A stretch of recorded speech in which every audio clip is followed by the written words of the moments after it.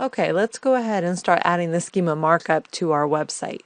Now where we want to place this code is exactly where our text is displayed on our website. So sometimes this is going to be within your theme or your template files, or it will be on the specific landing page that you're working with.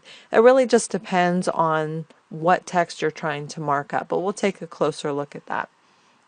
Now, you never want to use schema on any hidden text, or you really just don't want to use hidden text in general anyway, but you also want to avoid using it in meta tags. So you want to use this where you are actually displaying text on your website, and it's going to be helpful for visitors.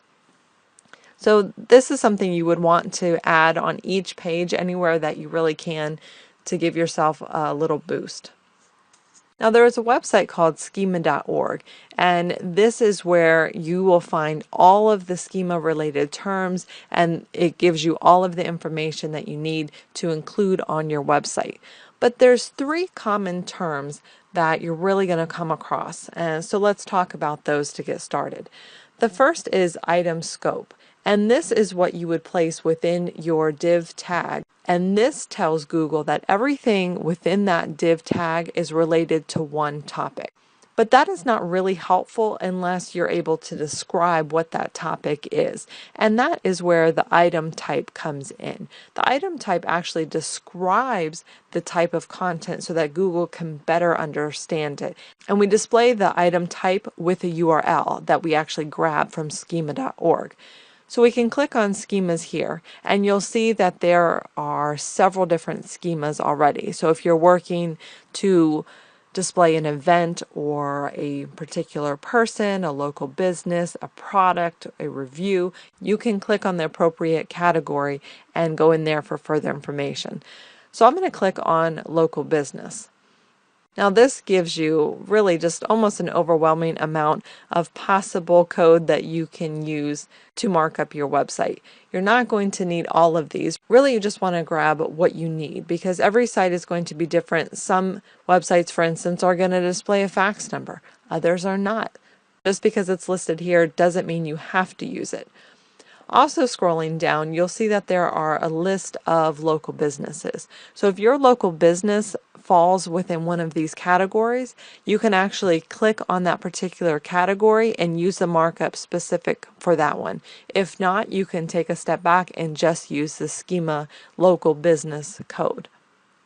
Now finally we have item prop, which is item property, and this is used to describe all the properties within that related item type. So let's take a look at an example of that. So this is an example of the schema markup for the Live Long and Prosper business. I start out in my div tag letting Google know that this is a local business. So again, I'm displaying this as a URL here, and I grab that URL from Schema. As you'll see here, the category is schema.org/local business. If I had a childcare business, I could click on that. You'll see the URL changes to schema.org/childcare. I then could grab that URL and throw that into my markup. Now I'm going to begin using properties. I've told Google that everything within this div tag is about a local business. Now I'm going to use the item property of name and description to describe the business.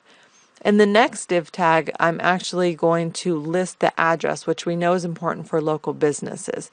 Now, if you have a home-based business or you are working with a business that serves customers at their location, not at the business owner's location, you can remove the street address. You can just keep the address, locality, and the region. Otherwise, you can display the full address here. So this is how you'd mark it up. You'd have the item property, scope, and type, and then you'd break down the properties. Now, you don't want one long address. You do need these individual item properties for each address. Then I would display my phone number using the item property telephone tag as well.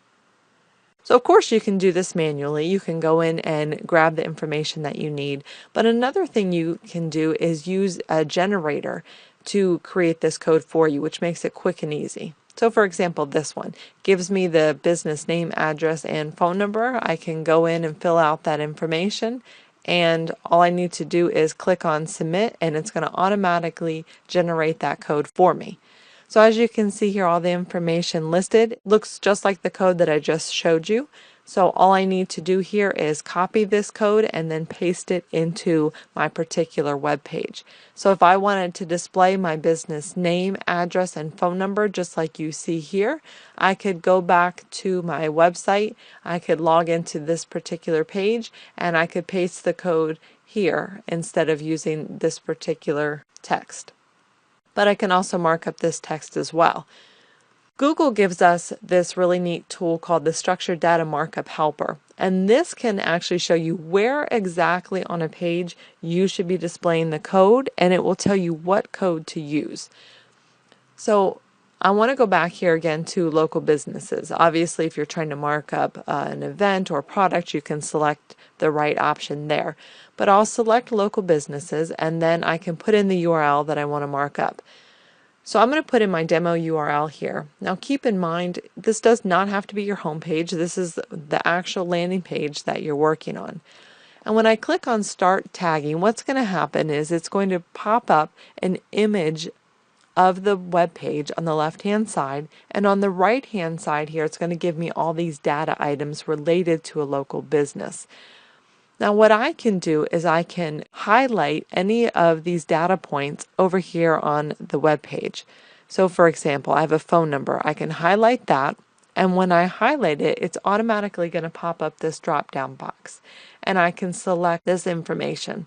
So I'll select telephone. Now you'll see it adds it over here on the right-hand side. I can also select business hours, and I can select that this is an opening time. I can select the days of the week, and I can select a closing time. Now I can also select my area here. I'll select that this is the city. Now if you have any of this other information here, this is where you can go ahead and highlight that as well. Now I can click on Create HTML, and you'll see here that anything that is highlighted in yellow is where they've added this markup. So it shows you here on the right hand side where yellow is added, so you can quickly just jump down to that particular point. But it shows me here that it's added the div tag, it's added the item scope and type as a local business. It's added in the postal address and also my phone number. It's also added in my opening hours. It shows me that there's an error here with my time, and it shows me what I need to do to add in a correct time so that it can better understand the actual closing time. I can also go back to schema.org and I can look for the actual opening time. Just do a quick search here. So we have opening hours. So here it shows you the exact code that you need to use to display your opening hours. So that's where you're able to use schema.org as well. Once you're done adding the code to your website, you always want to test to make sure that it has been added correctly to your website. That way you know Google is going to receive the right information. So that's where you want to go back to the structured data testing tool. And again, here you want to fetch the URL, or you can copy the code from Google that you've added. You could paste that in here as well. But throw in the URL, click on fetch and validate, and then on the right hand side, it's going to let you know if they see that code on your website and if it has been done correctly.